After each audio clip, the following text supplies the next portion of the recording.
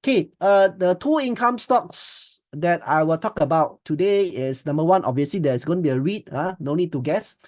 I showed you this chart earlier, the REIT price has rebounded, but I think there's still room to grow.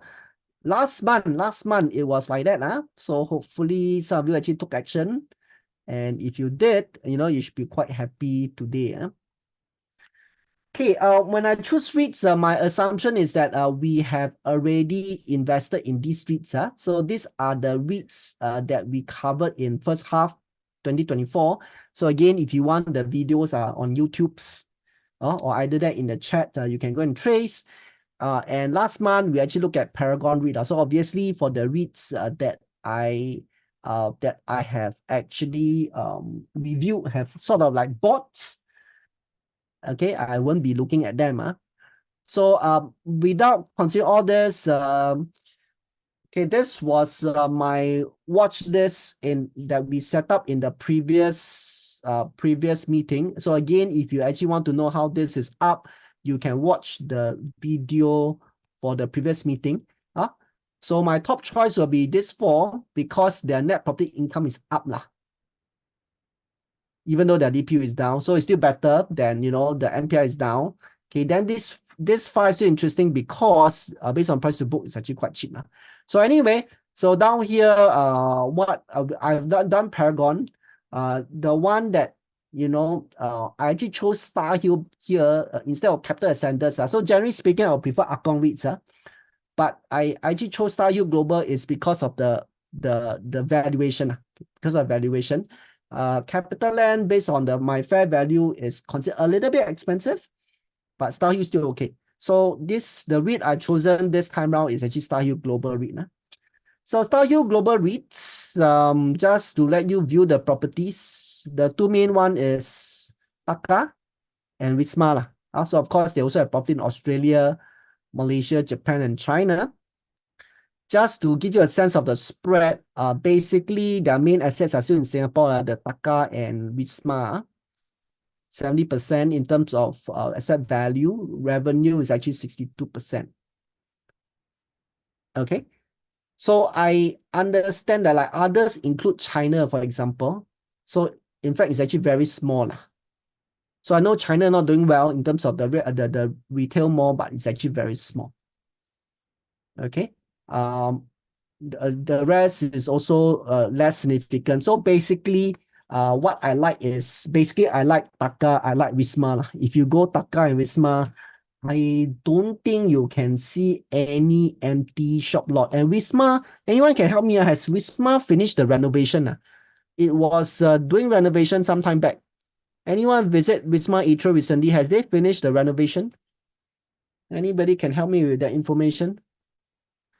Okay, anyway, I believe that it should be done and it should be up and running. Okay. I definitely have faith in these two projects. Okay, the rest is quite standard. Portfolio more than 90%. The other thing that caught my attention here is a very long weighted average lease expiry. Basically, that means the tenants on average is 7.8 years. So it's actually very long lease. This one actually gives stability. So good is that gives stability. Bad is that if let's say the rental keep going up, they may not be able to revise the higher rental. Okay. But I just want to highlight, if let's say we are in an environment whereby the rental keep going up, then actually they are not in a very good position. But they're actually quite stable in the sense that you don't expect a very huge rental fluctuation, especially the downward side. Okay, same thing again. I actually compared the dividend profile. If you look at it carefully, okay, by the way, this is 2019. Okay, going up is 2019, 2020, 21, 22, 23. Okay, if you look at it carefully, do you like this dividend profile? Anyone can help me here? Do you like this dividend profile? Yes or no? Wow, all You like look carefully 2019 is here. Going up is closer to the date 2020, 21, 22, 23. Come on, until a bit more, finishing already. No, no, thank you so much. Why? Because it's decreasing. Generally speaking, this profile, I am not very happy with decreasing. But why I still willing to consider because the price have compensated for it. Okay. And given that the interest rate coming down, okay, there is a potential chance that it will reverse. Huh? Okay, so net property income went up, DP went down. Okay, like I said, yep, not ideal again, but relatively speaking, this is the better ones among the other REITs. Okay, debt maturity, this is, I like it. Okay, it's well spread out. Interest cover 3.1, gearing less than 40%. Okay, good, no problem. Okay, so this is a reason why I chose this over Ascendus, because if you actually look at this, the current yield is about 6.8%, whereas fair use is 6.7. Hopefully by now, you all know how to calculate fair yield. Basically, it's the average price for the year, dividend for the year, the dividend yield. Okay, then I average the past 5 dividend yield, taking out outliers. So fair yield about 6.7, 6.8. So okay, still price above fair yield. Okay, the current year above fair yield, I think it's actually still okay. Still can go in. So I just want to say that this REIT not ideal.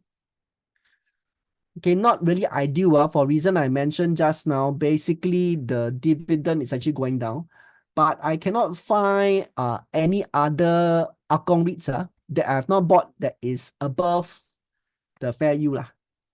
Okay, that is above the fair yield. Sorry, there's a typo here.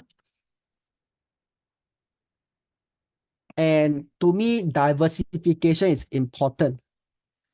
So if you ask me, should I buy all these REIT again, or should I buy Starhill Global? Even though that I know that some of these REIT are better off, my answer is I want to buy Starhill Global because of the diversification. So diversification is important when you want to build a portfolio. For us as retail investor, unfortunately, we are still very limited in information. If you can, we diversify. So of course, unless I really cannot find and I have buy 5 other REITs already, then I don't mind repeating. Okay, but if this one still can accept, not ideal, still can accept, I would rather, buy Starhill than to repeat.